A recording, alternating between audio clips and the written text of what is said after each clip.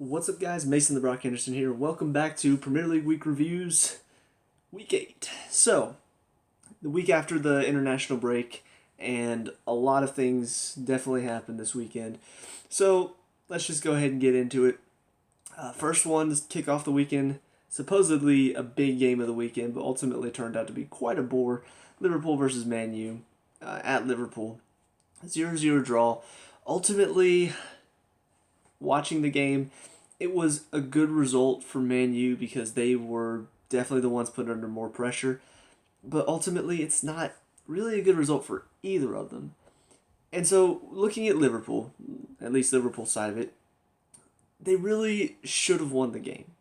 And the problem with it is that they were completely dominant. They were destroying Man U just over and over and over again, just constantly putting themselves through their defense, but couldn't finish. Salah wasn't finishing, Firmino wasn't finishing, Coutinho wasn't finishing. They had 2 or 3 chances that should have been goals except for De Gea, but then they had 5 or 6 chances that should have been goals except for terrible shot. So, yeah, it was kind of a poor finishing result for them. And it's going to probably worry some Liverpool fans to say, is this going to be our season? You know, obviously with Mane coming back, it will be a bit better with him in the team. But still, I mean, these chances that are going by and some of your quality finishers, or should be quality, are not finishing. And so they are going to start asking some questions. Is this going to be another year where we play really well? You know, we create all these chances, but then we play these lower teams who only need one chance and finish it, and then we can't finish ourselves, and now we've tied 1-1 against another low team. So, I don't know. It's a bit concerning for them, but for Man U fans, it's also going to be kind of concerning that Mourinho has kind of gone back to a park the bus mindset. And especially against the Liverpool side that have not looked good defensively, you'd think, hey, let's try to attack them, especially at their home, and embarrass them. I mean, the rivalry between Liverpool and Man U alone should be enough for you to say, hey, let's get out there and let's take it to them. But they didn't. They just kind of sat back and took all the punches. They let them have shots from outside the box because they weren't coming off. De Gea had to make some clutch saves to keep them in the game. They did not attack this game. They went out there with the mindset of, we'll just sit back and defend and hope to counter on them. But the problem with that mindset, nothing's wrong with counterattacking, but you've got to counterattack together. And when your only option up top is Lukaku, who's not really putting himself about, it's not going to do anything for you. You're just going to keep losing the ball at midfield, and they're going to keep coming right back at you. So, really poor result for both teams, in my opinion. On to the next set of games. First of all, Spurs versus Bournemouth. Spurs win at home. The Wembley curse is broken, I suppose. They finally managed to get a win there in the Premier League, or against another English side, I guess. I mean, it's a good result for them. Bournemouth, though, will take a little bit out of this game just because they managed to keep it pretty close. At one point, I didn't get to watch the game because I was watching the Chelsea game at the time. But at one point, the score popped up and said 1-1. So I don't know if maybe Bournemouth had a goal that was taken back or something. But I assume that they did manage to keep it pretty close, that they did fight pretty well. So it's another result where Bournemouth doesn't get a point out of it, but the performances are stepping up. So I think they'll take some of the momentum that they got from this game and probably take it into the next game and hopefully put together a few good results, because I'd hate to see them drop down so early on in the season. But it's a good result for Spurs because they need to get a win at home. They need to get a result at home. And so now they've finally gotten one. Maybe this will be enough to shrug off the whole Wembley curse thing, and they'll be able to start putting together more results. Swansea, Huddersfield, 2-0 win for Swansea, 2 goals for Tammy Abraham. It's a good result for them. They should be beating teams like Huddersfield. They should be winning at home. And so it's a good result. And especially seeing that your young striker, even if he is on loan, to see him get 2 goals is saying, hey, we're finally getting goals in. We're finally working better together. So they'll definitely take a lot out of this. As far as Huddersfield are concerned, they've started off well enough that these games where they're going away, they'll hope to get a point out of most of these games, but they're not going to take too much bad away from a loss. They'll say, hey, did we give it our all? Okay, if we did, great. If not, well, let's step it up in the next game. But they've set themselves up well enough at the beginning of the season with a couple of the wins they got, a couple of the draws that they got, that they don't have to really worry right now for a couple of, if they lose a couple of these next games, they're not going to worry that much about it. Man City versus Stoke. I hate to be proven wrong, but right now, Man City's proven me wrong. I've been saying for a while that it can't last. This style that Pep plays, whenever you face some of these lower teams, whenever you face these teams that are going to battle you, it's not going to last. They're going to slip up here and there. And after the draw against Everton, I'm like, yeah, see, there you go. That's what's going to happen to you. But then you look at this game, and it seemed like it was set up to be another result like last year. Another, they're up 3-0 early on. Oh, well, now Stoke gets one back. Now it's 3-1. Oh, Stoke gets one back right after halftime. Now it's 3-2. Well, it looks like they're going to slip up again against the lower team. But then, next thing you know, they put 4 more in the second half, and now it's 7-2. That is something that they didn't have last year. They didn't have a desire to, okay, we're giving up goals, let's put more in. Most of the time, they just started dropping heads. They started just giving the ball away, and then eventually equalizer went in, and their heads dropped completely. So I don't know if maybe the attitude around the club is a bit better. I don't know if the players are just working better together. They didn't have Jesus for most of last season, so he's clearly stepping up this season so far.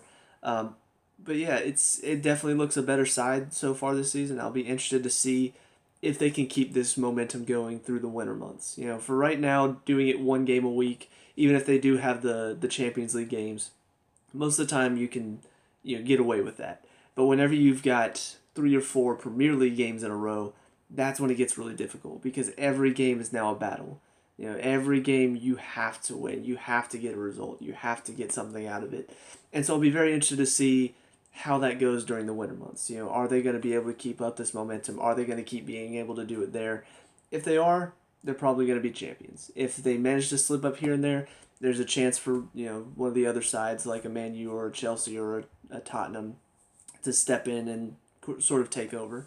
So be interested to see what happens there. But for now, they're looking like the best side, especially after Man U slipped up this past weekend. Go over to the other, what I consider title contender, Chelsea. And it was, I don't know, it was kind of written in the stars. Everybody's talking about, is Palace going to go another game without scoring? Are they going to go another game without a point? What's going to happen? But ultimately, I kind of went into this game nervous because Palace needed a result. They needed to get something out of this game. Whereas Chelsea, they didn't really need to. Yes, obviously you don't want to slip up against the bottom place team who haven't scored or even gotten a point so far this season. But you really look at Chelsea, they're struggling because they don't have Conte, they don't have Morata. Hazard is just now returning from injury, but he played a lot over the international break. Yeah, they kind of came into this game a little bit not at their best, at least, is what I would say. And so, I already talked about in my review of the Chelsea game some of the other mistakes that happen, playing Cahill and Luis, playing Willian again. Some of these decisions are ultimately what led to their downfall. And so, from a Chelsea point of view, I'd say this still isn't the end of the world. I still think we've got enough quality. If Rudiger or Christensen played, Palace probably wouldn't have seen a goal at all. So I still think that they've got enough to say we can still challenge for it, but now you can't slip up anymore. That's got to be the last slip up. If you slip up again, the title's completely gone. There's no chance you're getting it back. As far as Palace are concerned, ultimately if the next game they go into it and they don't win and they don't get a goal, then this result meant nothing. It was a slip up from Chelsea, that's all it was. If they go into the next game and they win, then all of a sudden this game was a great game for them and they got the momentum. So ultimately, for Palace, I think the next game is really the important one. Because Chelsea are a team that slip up occasionally, and this is another case where they did. And so you have to go into the next game thinking, all right, let's take the momentum from that game. Let's prove that wasn't just a slip up from Chelsea. Let's prove that that was us. That was us putting together a good result.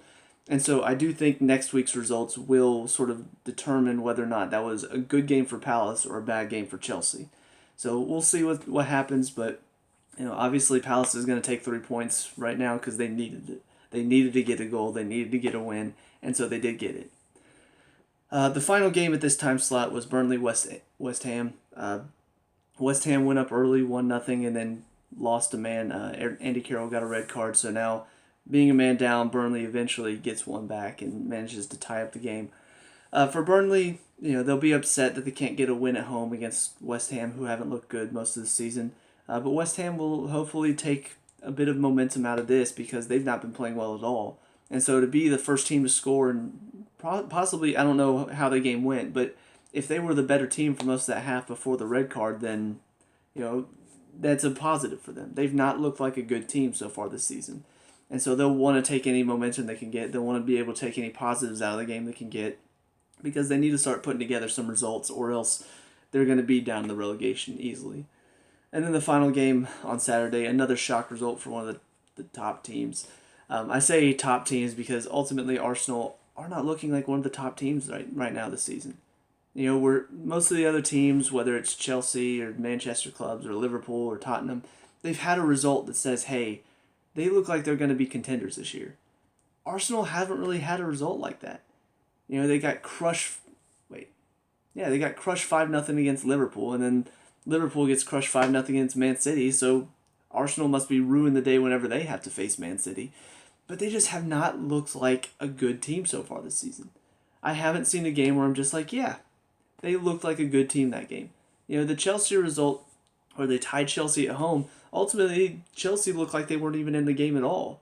They looked like they weren't focused. They looked like they weren't really a part of that game, and Arsenal still couldn't get a win out of that. So they just have not looked good, and so losing to Watford away, it's just another bad result for them. It's another result where they couldn't get the job done. They scored first, and then Watford came storming back and got 2 goals.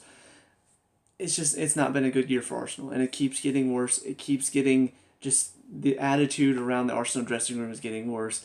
The results are not coming in. You got to think at some point Wenger's going to be out.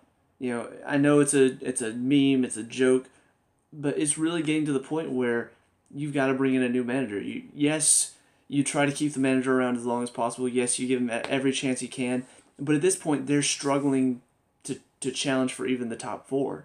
They're not even in that race at all. So I'll be very interested to see what's going to happen to Arsenal over the next few weeks. If they manage to get a couple results here and there, maybe he'll manage to save his job. But if things keep going downhill, I fully expect Wenger to be out of a job, possibly by the end of November. So as far as Watford are concerned, though, this pushed them up to 4th place. They've started off the season so hot. They're ready for this season. They were ready to perform, and they stepped up and they did it. So they'll be very happy with the results they've been getting so far, and this is just another really big result for them. So they're doing pretty good things there at Watford. On to Sunday, the first game was Brighton versus Everton. It's a draw at Brighton, so Everton will look at this and say, all right, still not a good result, but it's not a loss. And it's just been very difficult for them. It's very hard to say what's going wrong at Everton, why these signings haven't worked out, why things aren't clicking.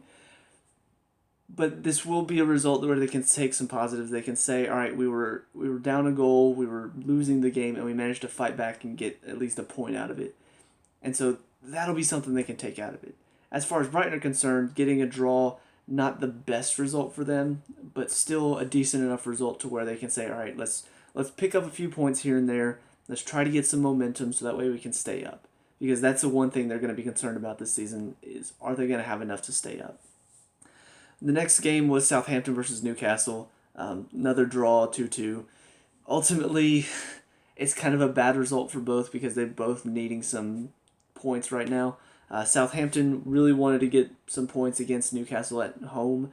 Newcastle, a draw is fine, but they really do need wins right now because they're kind of hanging around that mid-table and threatening to drop down below. So, yeah, it's not really a good result for either of them. I think, Newcastle was up 2-1 and then gave away a penalty late on. So they'll be very disappointed to not claim all 3 points. Southampton will be very disappointed that they're not claiming all 3 points at home. So it's kind of a mixed bag for both. I think both will take their positives, will take the point, but at the same time will want more. And then finally on Monday, another draw, Leicester versus West Brom. Draw at home for Leicester, not a good result, and ultimately cost Craig Shakespeare's job. I personally think it's kind of harsh. I thought it was harsh last year whenever they got rid of Ranieri because, it's not really his fault that things weren't going right. And so this year, Shakespeare did well to sort of drag them back from the depths and get them back to a more respectable position last year. And so at the beginning of this year, they're kind of in the same position, hovering around that lower mid-table. And now he's just gone. I'm just like, what? He's done fairly well. They've had some good performances, just the results haven't been coming. And now you're just going to fire him after you draw? Yes, it's a draw at home, but it's a draw against West Brom, who generally do very well on the road. So I don't get that decision at all. But ultimately, it's not a good result for them, but it's not a good result for West Brom either, because I can't remember the last time. They may have won last week. But I feel like they've drawn 3 or 4 out of the past 5. And so it's just, you're picking up 1 point every game. It's not enough. It's not enough to keep you up at the end of the year. So they'll be wanting to get some better results out of this. Leicester obviously will be wanting to get better results out of this, but I still think it's a very bizarre decision to sack Craig Shakespeare, because I thought he was doing a fairly decent job with what they had. They didn't really have a great team. What Ranieri did 2 years ago was a miracle. They had a lot of good results. They worked very hard. The top teams didn't have good results, and so they ended up top of the table. It was a great year. It was a miracle. Last year, the top teams stepped back up, and Leicester, kind of hung over from last season, weren't as good. And it was kind of showing that they didn't have the same quality that all the other teams did. What they had was a work ethic that most teams didn't have. And you take the main work rate out of the middle of the field in Conte, yeah, you're going to lose something. And so I think it's been very harsh for Leicester. The harsh reality is setting in that they're not the same quality they showed 2 years ago. That was a one-time thing. Now you should be trying to fight to stay mid-table, and firing your managers isn't going to get that done for you. You've got to build some consistency there. So I'll be very interested to see what's going to happen next, who's going to step in and take over the job, and if they manage to stay up this season. But that's it for me, so let me know what you guys think down in the comment section below. What were your thoughts on this past weekend? Who are the biggest winners and losers? Let me know. We can talk about and discuss all that good stuff. Leave a like and subscribe for future Premier League weekend reviews. See you guys next weekend. Peace out.